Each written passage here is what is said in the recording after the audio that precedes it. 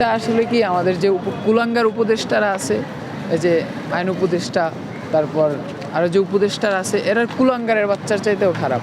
এরা জানে, এরা চাইলে গোয়েন্দা তৎপরতা দিয়ে তাদেরকে ধরতে পারে যে কোনো মাধ্যমে।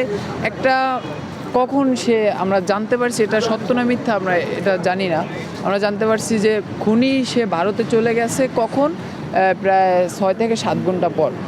আমাদের ওই সময় করা ছিল, যে সময় 2টার সময় যে সময় গুলি করছে, আমরা দেখতে পাচ্ছি 6 ঘন্টা 7 ঘন্টা পর সীমান্তে তৎপরতা বাড়ানো হয়েছে। কিন্তু দেখেন এই 6-7 ঘন্টা এটা কিন্তু আমাদের আইন উপদেষ্টা, আমাদের আইনশৃঙ্খলা বাহিনীর একটা অবহেলা দেখছি আমরা।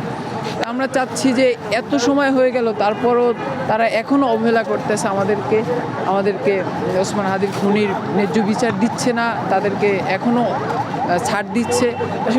আসলে আমরা হতবাকার মতো এখন হয়ে যাচ্ছে, বুঝছেন। আমরা চাচ্ছি যে তার বিচারটা যেন 100% এনশিওর করতে পারে, তাহলে হয়তো বা এরকম খুনি, এরকম খারাপ মানুষ আর বাংলার বুকে দাঁড়িয়ে ওঠার সাহস পাবে না।